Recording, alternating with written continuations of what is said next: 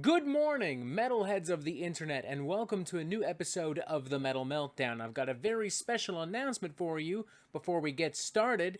We are hosting our second ever Heavy Metal Super Smash Bros. Tournament live right here on this YouTube channel this coming Sunday, September 17th at 2 p.m. Pacific Standard Time, 5 p.m. Eastern Standard Time. If you have ever at any point in your life been curious as to who would win in a purely hypothetical fight between Danzig and Henry Rollins or Steve Vai and Yngwie Malmsteen, or if you've secretly wondered who the true god, the true king and or queen of heavy metal is, then guess what? You will finally find out by tuning into this very fucking stream.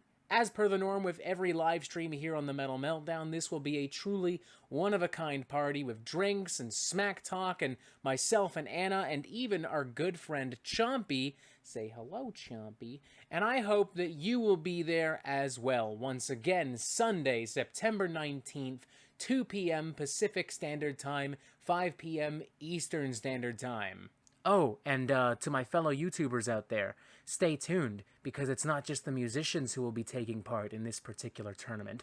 Oh no, I've got a plan for some of y'all metal YouTubers. Stay very fucking tuned. Booyah, we got that out of the way. Now let's talk about this brand new album, this debut album in fact, from Canadian metal crew Spiritbox entitled Eternal Blue.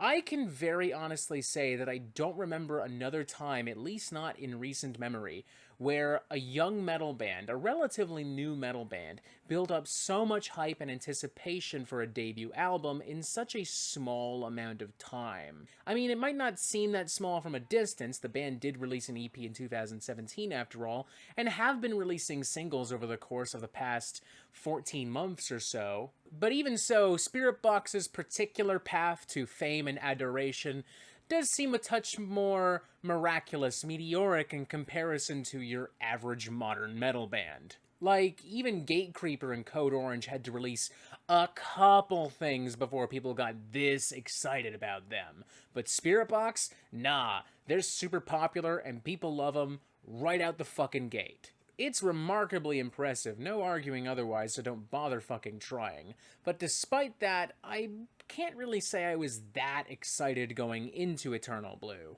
And there are a couple of reasons for this, but the main one I want to focus on right now is the very simple fact that Mike Stringer and Courtney LaPlante were both at one point members of quite possibly the most cringeworthy and batshit insane over-the-top metalcore band of the early 2010s, I Wrestled a Bear Once. But here's the thing, folks.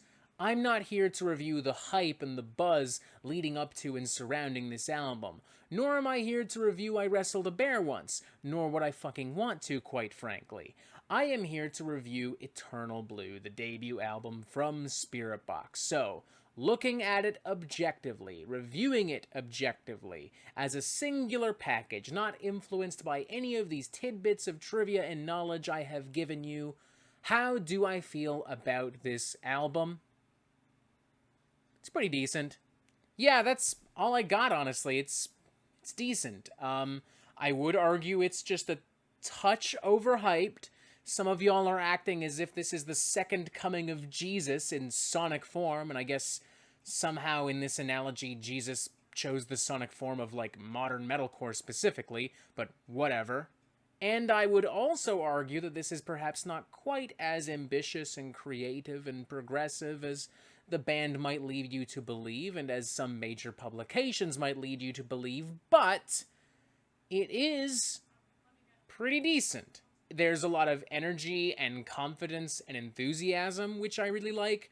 The songs are occasionally kinda generic, but well performed and crafted, and to be fair, there are some clever twists and turns to be found, some more progressive flourishes, some funkier melodies. The poppy-esque industrial metalcore anthem of Holy Roller in particular stands out. It's a very menacing and ominous track with thick burly riffs and a lot of weird electronic soundscapes, contrasted with some creepier vocals. The track Secret Garden as well has some extremely technical guitar and bass work in the verses, kind of feels like something pulled from the realms of Cynic or Intronaut, and I like how this is contrasted with this very bold, bright, and very emotive chorus. You've also got songs like The Summit and Silk of the Strings and Yellow Jacket, which borrow a lot of influence from a lot of djent and melodic and progressive metalcore, the latter of which even goes as far as to feature Sam Carter from Architects on lead vocals. And even some of the more generic and formulaic kind of melodic metalcore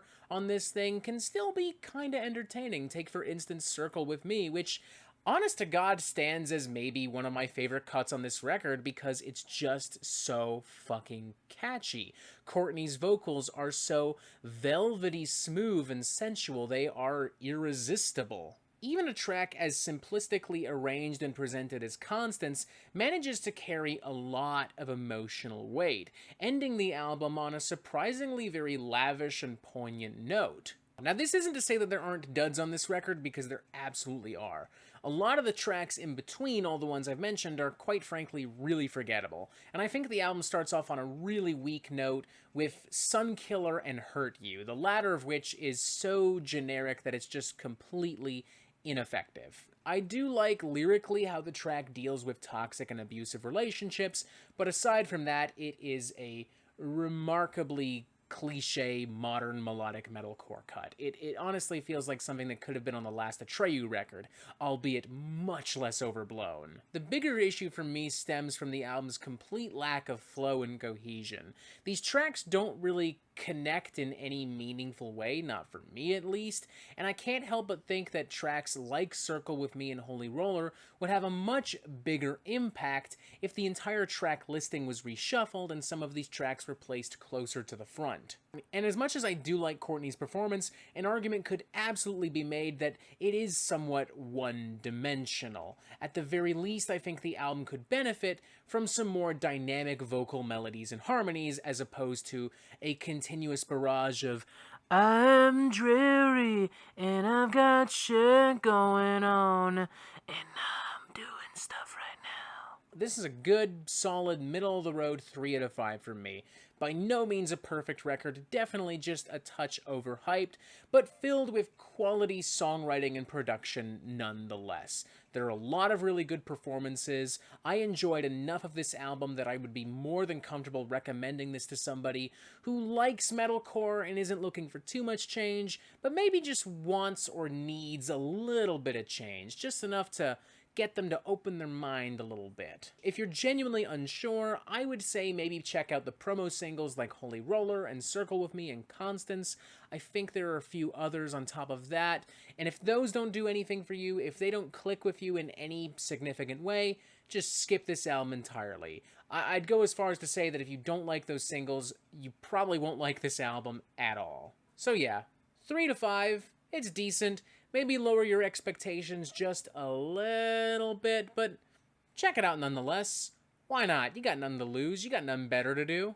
And that is it for the Metal Meltdown. I'm not an expert, nor do I claim to be, so what do you think? Do you like this record? Do you not like this record? And what do you want to hear from me next? And thank you for watching. Make sure you press subscribe so you get updates on the Metal Meltdown fucking immediately. And as always, you have yourself a fantastic fucking day.